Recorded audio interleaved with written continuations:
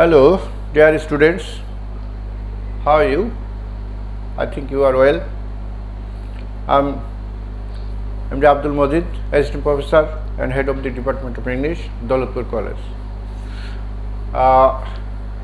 Today we shall learn the lesson from the text, Unit 13, Lesson 3. The name of the story, The Legend of Ghazi.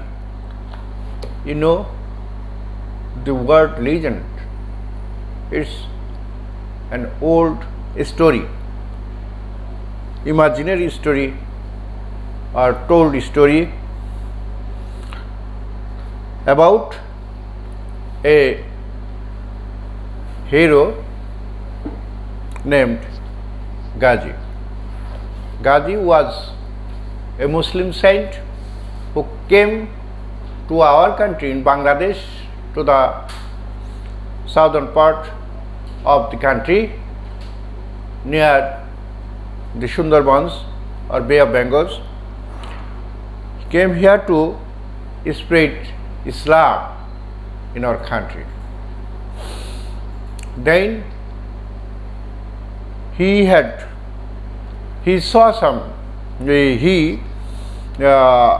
made some miracles which was very famous and told in our country. Sometimes it is sometimes our old ones tell the stories about them in the at the noon of the day, when we feel very hotness, we sit around him, one person who tells the story, and listen to the speaker very attentively. Now we shall read the text. See, look at page 202. The legend of Ghazi. According to some myths and legends, Ghazi was a Muslim saint who is said to have spread Islam in the parts of Bengal close to the Sundarbans. According to some myths and legends. The word myths and legend is a Latin word which is used for myths, mean mythology. From the word mythology, its abbreviation is myth. There is old story. Myth and legend is an old story, and from them we come to know that Ghazi was a saint. Saint means a pious person. He was a Muslim. He came in our country, in the southern part of our country, to the Sundarbans or the bar of Bay of Bengal, with a view to spreading Islam. A long time ago, in our country, Islam was not so far.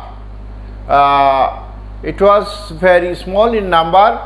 Muslims were very few.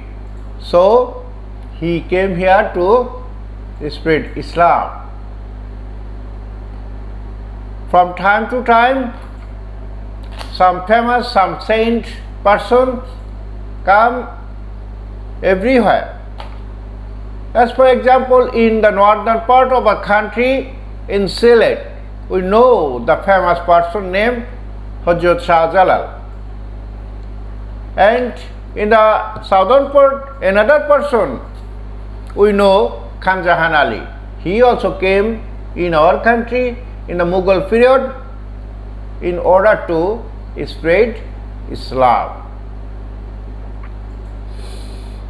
He was credited with many miracles.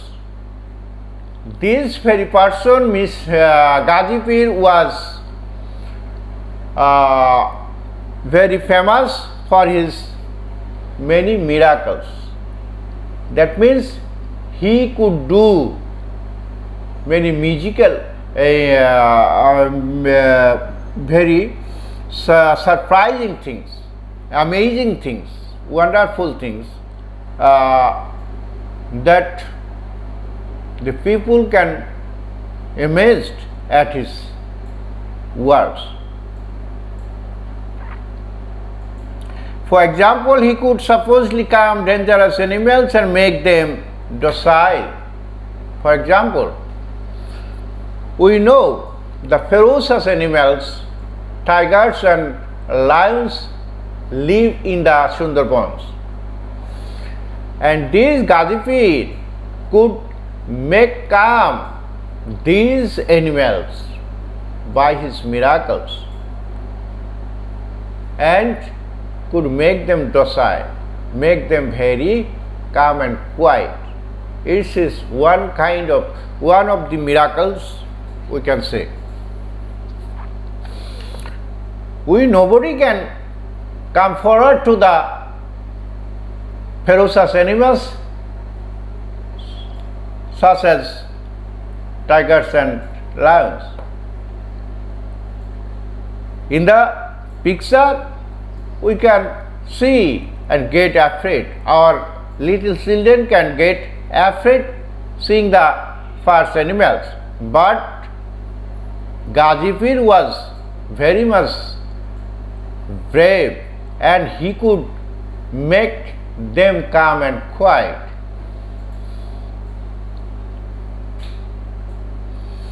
He is usually depicted in parks or scroll painting riding a fierce-looking Bengal tiger, a snake in his hand, but in no apparent danger. He was so brave, and by his miracles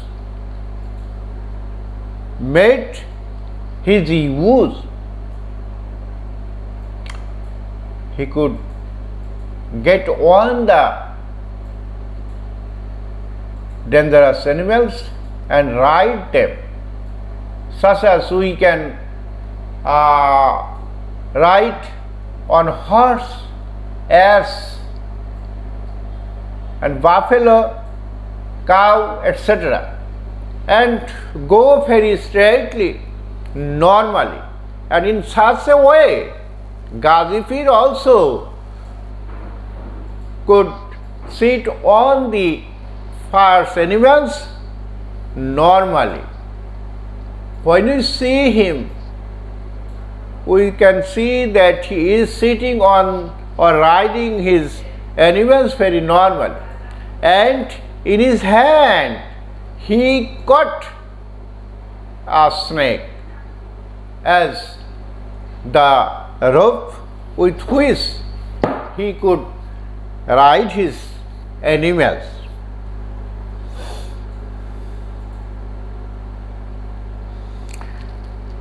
According to some stories, he also fought crocodiles who threatened the people of the region full of canals and creeks. Indeed, canals and creeks. No, in our country, all the rivers come from the Himalayas and they fall into the Bay of Bengal, which is to the south of our country. So,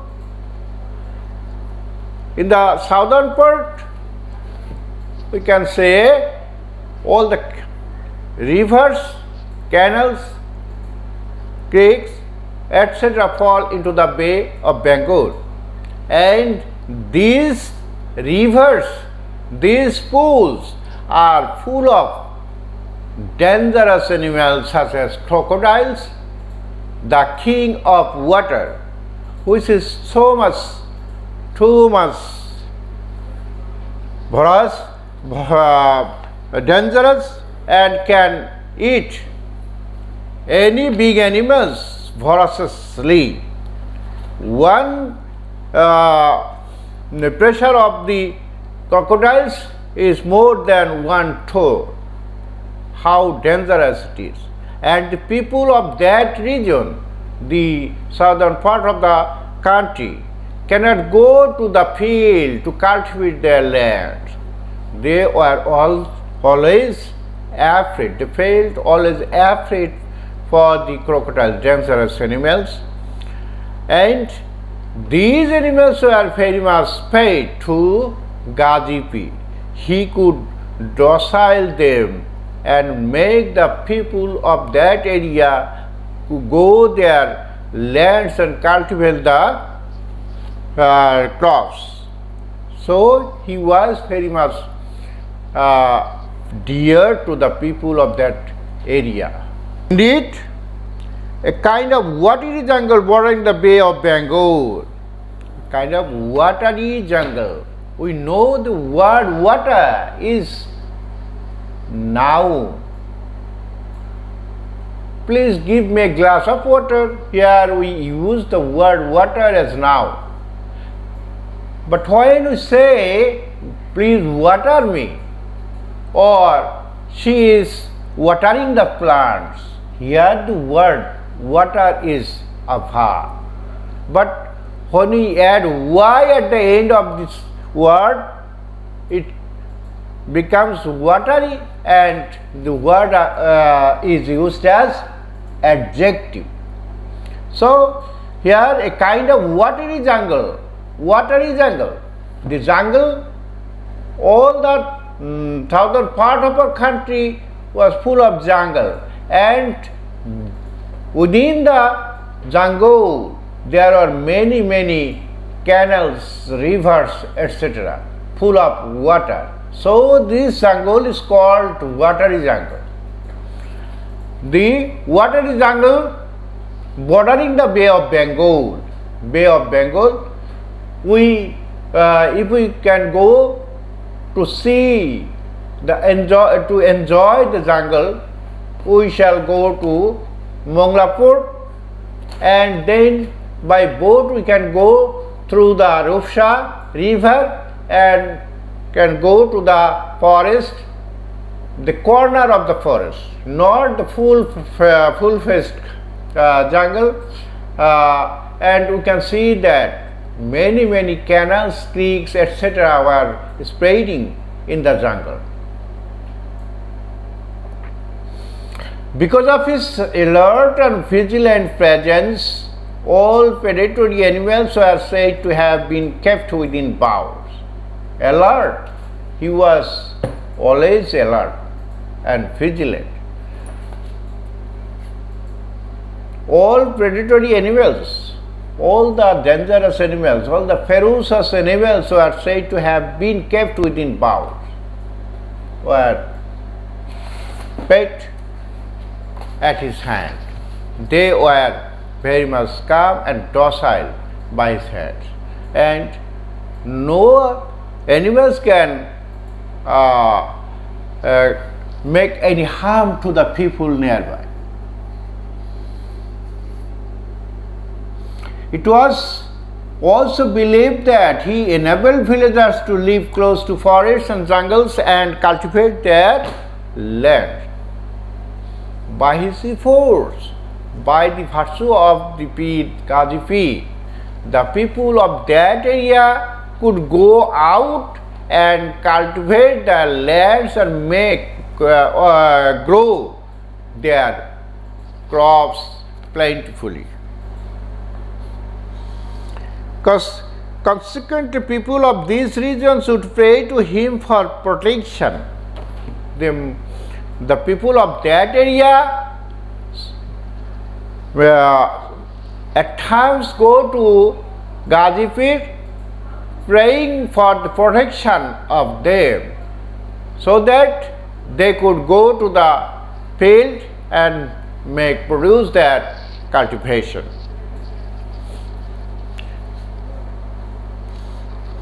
The story of Gazipur has been preserved in folk literature as well as art and has been performed in indigenous theatre.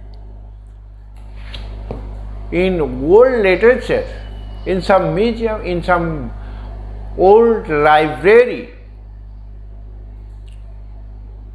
big libraries, we even can find the folk literature about Gazipur, and sometimes we can enjoy a theatre in our villages or cities or towns about Gazipur and become very amazed by their performance.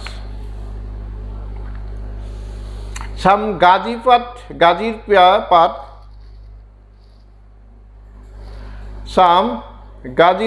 scrolls are part of collection of the British Museum. Sometimes in British Museum we can find some parts or scrolls. Scrolls mean the pages which are rolled, and parts means these pages. It is collected in the British Museum, which is far away from our country. They collected our literature and preserved it very attentively. So we should know about him much and much, and read and listen and make our children listen to this story and make them interesting about this great hero who was a Muslim saint and came to our country to spread Islam in the earlier ages, first steps of Muslim countries. Thank you very much.